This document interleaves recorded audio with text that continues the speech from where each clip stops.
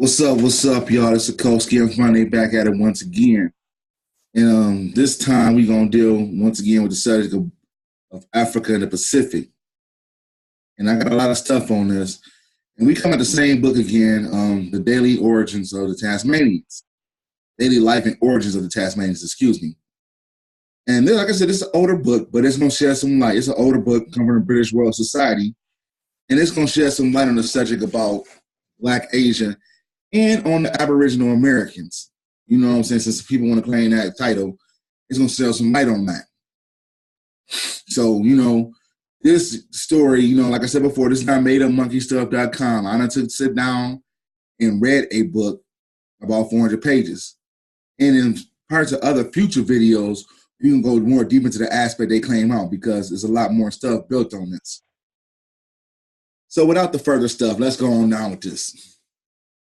Distinguishing some races already described here, he observed, the Aboriginal Indian tribes, with the exception of the Turan, Ramajala, Kolan, and Cole and Gunner, appear to be intermediates between the Iranian and the Turian, but much nearer the former with a strong resemblance to many African tribes.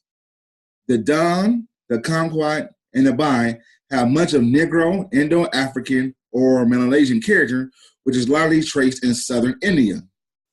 With the last mention of our Tasmanians, who are almost nearly to be identical, Mr. Logan distinguished these true Papuan people, from whom the Tasmanians are related, from other like the continental New Hollanders. He proceeded, after mentioning the Indo-Semitic, or the Tua, having massive heads, large eyes, and receding forehead. The aspiring hair Papuans of South New Guinea and the Torres Straits being more Afro-Semitic in southern India and their physiognomy than the Australians, while the latter have finer hair of the southern Indians and some allied African nations. And in linguistic formation resembles the southern Indian more than any other in the world.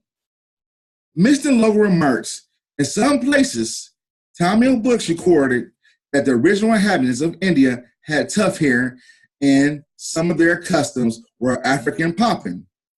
The Black Dons of the Common have still hair inclined to wool. This is the most valuable confirmation of the argument that the Tasmanian and these Indian tribes belong to one and the same race. He has had many references to these Negro developments in ancient India, speaking of the time when the Indian Ocean had Negro tribes along its northern as well as its eastern and western shores. No one need to be surprised, therefore, or notice in such a sentence as the following.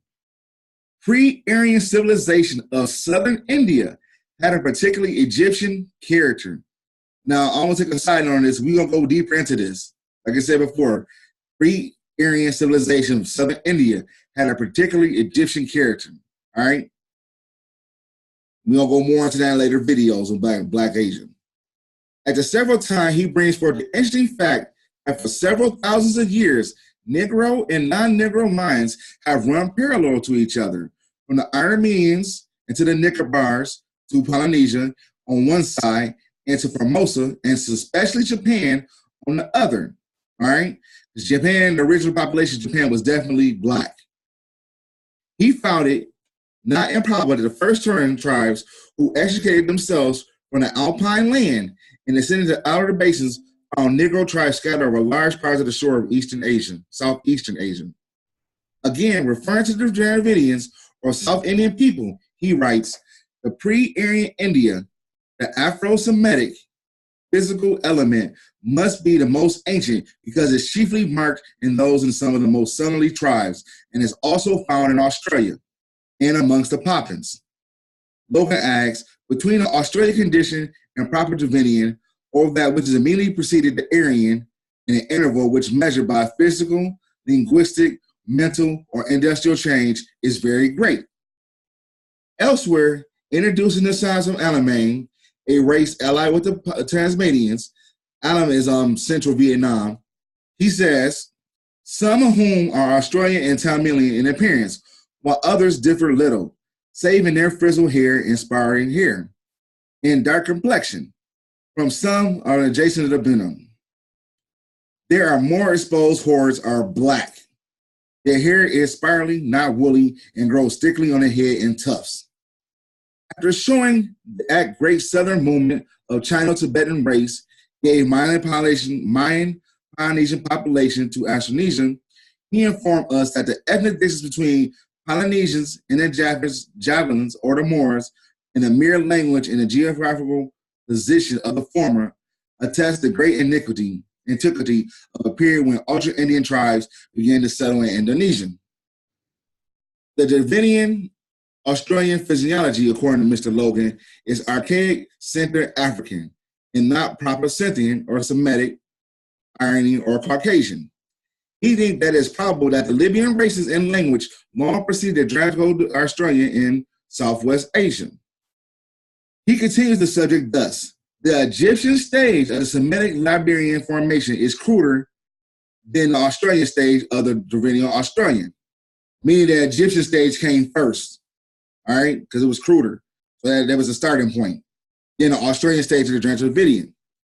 It is near the Tibetan, Uranian, and the Chinese developments. Australia has much advanced photosynthetic development, which dominates in the Americas, the Zambezi, South Africa, and the exclusion, Vasquez formation, and much less prominent or modified than the Indo-European, Scythian, Caucasian. Trans-Dravidian languages are those of Tamil, Tugela, Tovo, Maya, and Cantonese.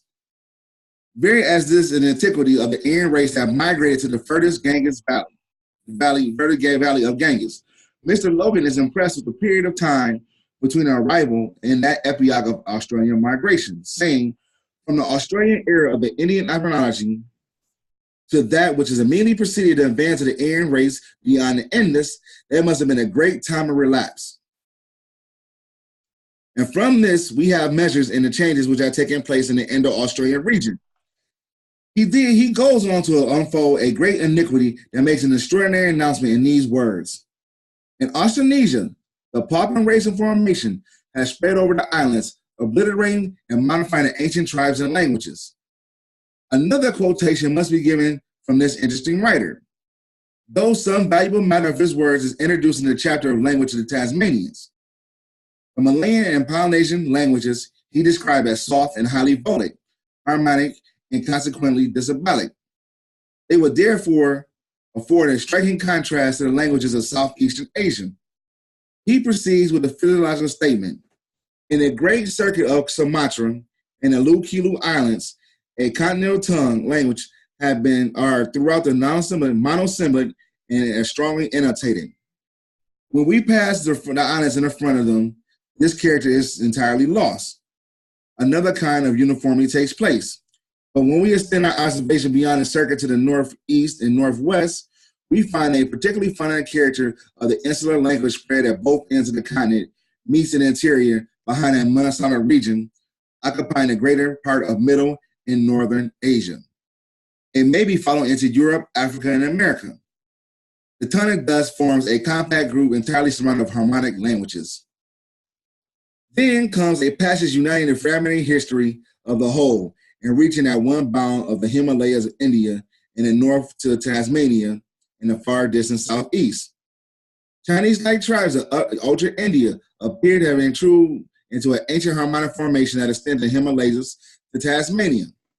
It is more probable that their language is partially influenced by the native ones than that, on their first emergence from the western highlands of China. They differ from the Western Chinese language as they now do. He establishes the relations of the Indian Aboriginals with others thus. It may be then generally be said that both the physique and the construction of their language, the Aborigines present a type of analog to that of the Negritos of the Papuans, Tasmanians, and other, as well as near Negritos of Malacan and the Amaderos. Will geology help us explain or help us in the explanation of the origin? The authority of the great humble comes to the rescue. The distribution of organic beings on the globe, he says, depends not only on the very complicated climatic circumstances, but also geological causes which they are entirely unacquainted with. Anthropologists can trace the westward progress of an ancient people, as naturalists march in the migration of a brown rat from Persia to Europe. but some of the latter may have been carried in ships from the east. But the great swarming came over land. A great earthquake is said to have been distributed, causing their voluntary exile. They may have been thrust onward by invaders to the rear or impelled by hunger to seek others and more and happier feeding grounds. Great rivers could not stay them. Pilots in southern Russia saw them cross the Volga and near the mouth 100 years ago. Similarly, do historians indicate the progress of the Asiatic barbarians, many of whom, when crossing the Volga, perished like myriads of rats in the turbulent waters. However satisfactory this may be to explain the presence of the Celts in the oak forest trees of England, or the healthy hills of Scotland, in the bogs of Ireland, and the many sunny valleys in France, we cannot so easily connect the Tasmanians with the Negricos of the Luzon, that's the Philippines, the New Chaldeans with the Almirs, and all with dark races of southern India, or even Eastern Africa. We could pass them onward by monsoon or trade winds and good ships provided with food for voyages. Our difficulties would diminish. But without these valuable aids to migration, we are puzzled with so many island focuses of Black people, because the Pacific is mainly Black. Now, how should the Tasmanian get there but by his canoe, said the travelers. It is true that the wretched waterman gave little appearance on the voyage. Logan's alludes to the poor maritime skill of the whole Polynesia, even surrounded by Malays and Polynesians in their elegant style of naval architecture. The Australians, with their bark rafts or their floating logs, seem incapable of venturing upon a migratory tour. The Reverend Dr. Lang, able and worthy colonist, could not bring the Papa in any such route by which the numerous in the remote lands, of which he has unquestionably formed the aboriginal population, could have reached by race. He therefore assumes that the abject and degraded savage is evidently a descent of a comparatively civilized as well as bold and intrepid navigator of a long-begotten age. So Reverend Dr. Lane, you know what I'm saying they floated boats. It is not difficult to speak of a few hapless individuals who in all probability have overtaken by unexpected tempest found a settlement in New Holland. But how the Tasmanians could have crossed the boisterous brass straits is not very clear. If have lost the art of sailing, the sailing art, they were sons of bold, intrepid navigators. Their decision holds no historical parallel. Even Dr. Lane could not avoid referring to the general adaptation of the habits and the pursuits of a maritime people, which is natural for islanders to become.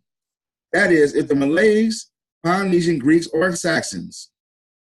But in the case of Tasmania, one cannot exclaim in the language of Mr. Huxley, I do not believe in the dying out of knowledge in the art of navigation.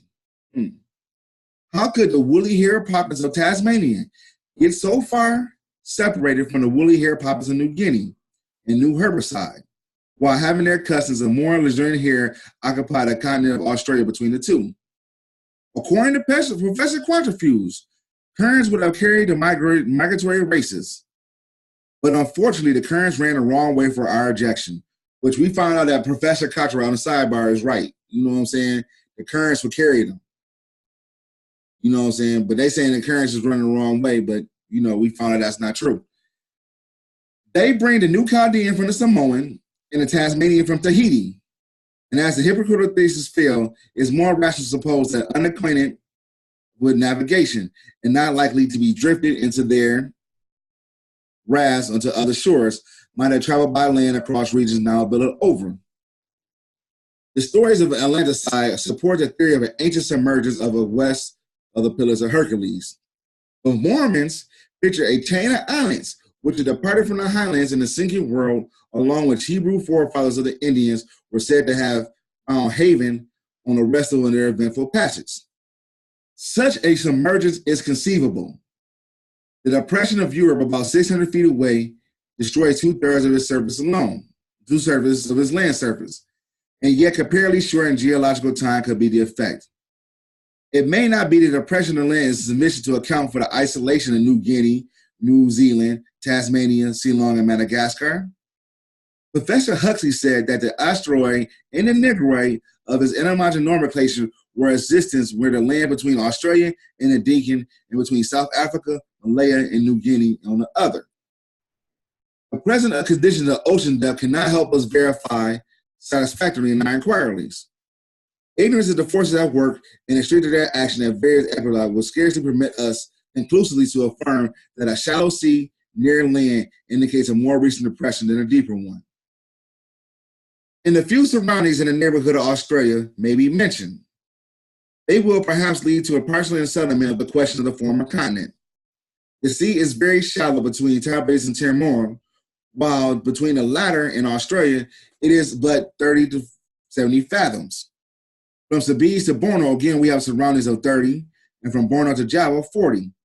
The depth between Lombok and Sumbawa is 65. These surroundings are suddenly reached being above 2,000 between Ceylon and Sumatra and above 2,000 in the Arabian Sea, and no bottom at 2,000 in the south of Lombok. But from New Guinea to Australia, the water is shallow, being 25 to 60 feet towards Port Innocent, 30 to Cape Heron, and 10 to 20 to Cape York. It would seem to be a connection between Ceylon and Madagascar by means of islands and reef. The deduction, therefore, is that from Ceylon southwestern to Madagascar and in eastern Australia, we have a fringed and sunken continent. It appears, but we know that theory has been still been tinkered with, and it still goes on today.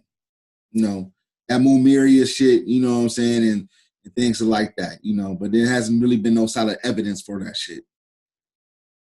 The two islands of New Zealand are separated by a strait of 40 to 100 feet in depth, 100 in depth, while the function strait is 10 to 30 feet. The sea is 40 to 60 off Cape East Cape, and 170 at 100, and 107 at 100 miles west of Cape Fernand, and at 155 south of the Preservation Inlet. The greatest depth between New Zealand and Australia is 735 feet. Even as low as the Snarns to the south it is 78 feet. The greatest depth between Norfolk Island and Cape Howell, Australia, halfway between the two, is 510 fathoms. Look at the chart of the bed of the Atlantic Ocean, and what do we find? Starting from the west coast of Ireland, we go 300 miles over shallow sea, in which parts do not drop above 100 fathoms deep. Then comes a sunny fall of 1,750 fathoms, Onward towards the American coast, the bed rises and falls in variation in undulations between 1,300 feet and 2,400 fathoms, or 2.5 miles below the surface.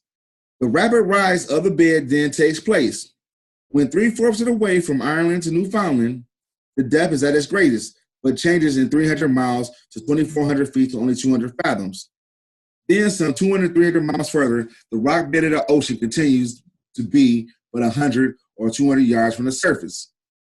In the deepest portion, no rock is known, but the cylinder shields and the inferior musculae are brought up and about the lead, showing it to be now more peaceful and quiet bare ground of departed organic life. Yet we could pierce into this new deposit of what might be known of another age. What caves are there with the bona fide floors? What superficial deposits might we find bearing relics of creatures whose types of geologists have yet to discover?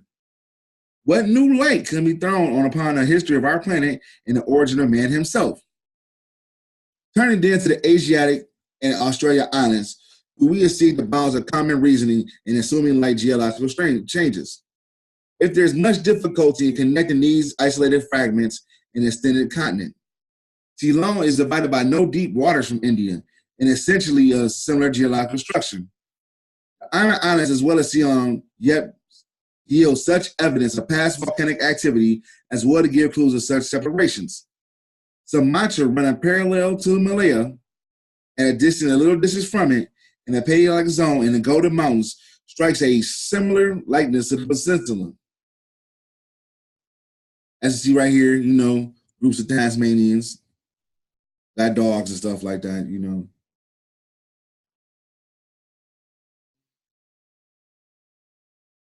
Eastward rises Java and towards the thousands of peaks of old Balsat and fuming craters.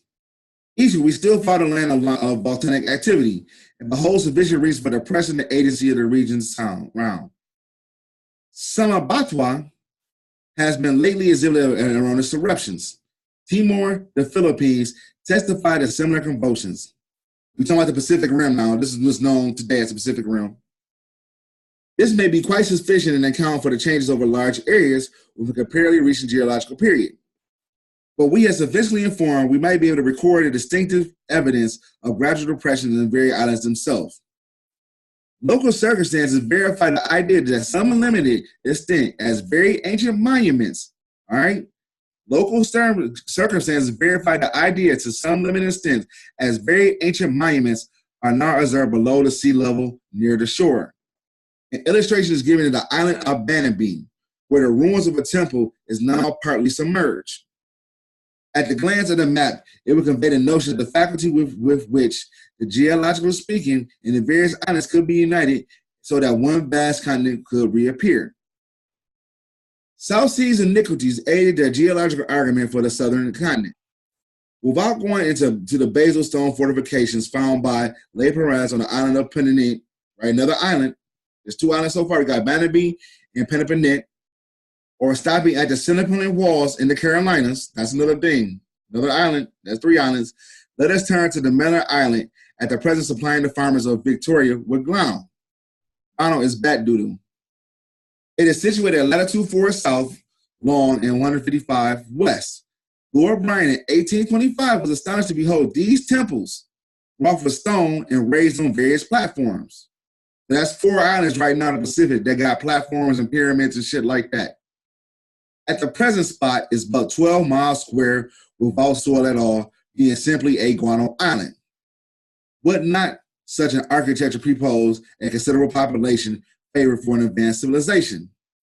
It is well known instance of the Easter Island, that's number 5, and its particular isolation tells the same tale. The massive wall and the sculptured images, the new races indicate a time with a larger population of another people were connected with other lands. Captain Beechey related his description of the platform on huge stones and in the easternmost part of Polynesia. Tahiti has a pyramid of square stone, 240 feet long, 90 feet broad, and 50 feet high. The present people on the land knew only how to build with bamboo. The association with the Polynesians and the Americans can thus be accounted for, as between the last and the Asiatic on the eastern side. The platform pyramids of the South Seas are identified with those ancient edifices of the plains of Mexico and Peru. Now, let me take a sidebar right quick here. You know what I'm saying? Let me read this on out. And again, similar with the ones on the older continent.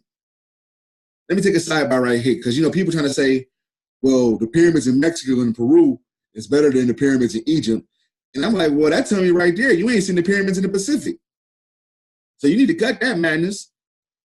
The ones in Egypt come to a straight point pyramid. You know what I'm saying? These, as you said before, and as you read again, he called them platform pyramids. That's a big difference, okay? These are we're talking about platform, but those are Mexican and Peru, platform pyramids. The ones in Egypt are strictly pyramids. All right? So we gotta understand that. But there's, like I said, I named 5 spots in the Pacific that got that stuff. The huge images on Easter Islands, let's get back to it. The huge images on Easter Islands with their prominent noses and rare color point to quite another and older race.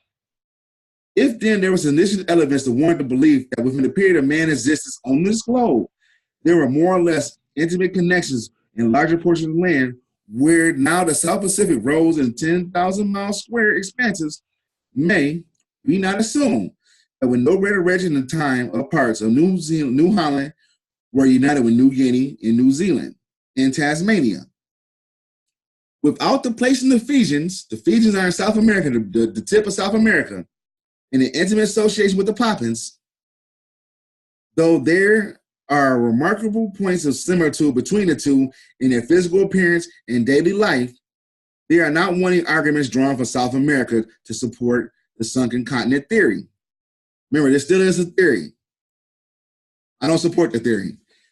It is singular that while a parallel can be drawn between the Tasmanian and the Fijians, the carve on the northern side of South America should exhibit similar affinities, especially along with catarrhs. Catarrhs is cutting of the skin. They were also found so unlike the ordinary Indians in their habitats, and not of a very few travelers guessed them to be of South African origin. Let me read that again. It is singular why that such a parallel can be drawn between the Tasmanian and the Fuegians. The Caribs on the northern side of South America should exhibit similar affinities, especially in their adornments by the Colonists, which is cutting. They were found so unlike ordinary Indians in their habits that not a few travelers guessed them to be of South African origin. So they say the Caribs is, according to them, in this book, The Daily Life of the Origins of Tasmanians, he's saying the Caribs is of South African origin. Let's keep reading. Admiral Fitzroy discovered in other South American tribes the same family likeness to the Hottentots and the Australians. Okay, you know what I'm saying? As you said, Hottentots we know is definitely African, and Australians is popping African. Naturalists have detected many allegories between South American life with the Australian forms. 1/4 of New Zealand flora is common to Australia and South America. Dr. Hooker finds that certain plants common to New Zealand, Tasmania, and South America support the idea of submerged continent by striking its patches. The seeds could either be stand exposure to the salt water, and they was too heavy to be born in the air. They travel overland as various dark people has done. And were isolated in their present homes as wild tribes have become by the substance of intervening land. Professor Atkins observed the want of the Delta in the Amazon because the inroads of the sea is induced to speak of an ancient extension previous to the partly during the glacial epoch of the southwestern lands of Europe. The contagious portions of Africa far into the Atlantic and towards the American shores, if indeed not continuous at one time. These points of resemblance noticed between the Tasmanians on one hand and the South African, especially the Hottentots and the Mozambique blacks on the other, have already been mentioned. The islanders were found also to have strong affinities nearly to distinct venom bears of Madagascar. The geological argument which bears on those places, Dr. Hooker spoke of the flora and intimacy of New Holland with South Africa, even to the extent of 30% of plants. Although the two regions are now thousands of miles apart, they are indebtedly large to one common source of geological situation between them for the existing forms. But Madagascar has an interesting meaning of identification with Australia and New Zealand. In its former possession, a huge bird. At first, the egg was discovered. It was twice the length and breadth of that laid by ostrich. Subsequently, portions of the skeletons were recovered. So large that this slittish creature, it would demand of the planet extent that now to be found in a mountain hole of Madagascar. The island must have been gracefully extended eastward to no very distant period. The bird doubtlessly belonged to a now second continent, as the adornments of New Zealand, and the monster bird whose remains have been so largely disintegrated at Queensland of Australia. Marco Polo heard of romantic tales of the rule of Madagascar, as the Maoris now have traditions have departed of Moa. The connection between South Africa and India has been established by a number of animals found only in these two parts. As we know before, like I said, I disagree with the theory they're coming up with because you know how they got there. They floated the boats there. The ties is once existing between the former and Australia is now fully recognized, while the latter in Australia are equally established. The presence of similar plants and not of animals is thus referred by the able Mr. Murray. The connection between India and Australia must have been very ancient, and at the time when one or another of them was not in a condition to supply the other with mammals, although it could with plants. As to South Africa and Southwest Australia, the former continuity of land, says he, by which these African types found their way to Australia must have existed before the mammals in Africa could have appeared there. At any numbers, it would have contributed them to. The period of connection must have been very ancient. Now we're going to stop right there. Now, As I stated before, we're going to go through like a nice little recap. This is Black Asia, once again, African and Pacific. And it talks about birds. It's talking about the connection between South Africa and India. And then from India to Australia. You understand? And it talks about that. They know it's a connection from way back when. So don't try to, fuddle it up and all that stuff. They call it African types. That's what they call it. But, it is what it is. On the other hand, they noticed a resemblance was noticed between the Tasmanians on one hand and the South Africans, especially the Hottentots and Mozambique's blacks on the other. So they know it's a connection between all of us. Other people, cultural differences, and all type of stuff like that. But here's the backbreaker, you right here for me. And this for all you Aboriginal cats is talking that stuff, It is singular that while such a parallel can be drawn between the Tasmanians and the Fuegians, the Caribs on the northern side of South America, so that's on the Atlantic coast, on the northern side of South America, should exhibit similar affinities, cultural affinities, especially the dormant Cataracts, which you said was cutting. They were found so unlike ordinary Indians in their habits that not a few travelers guessed them to be of South African origin.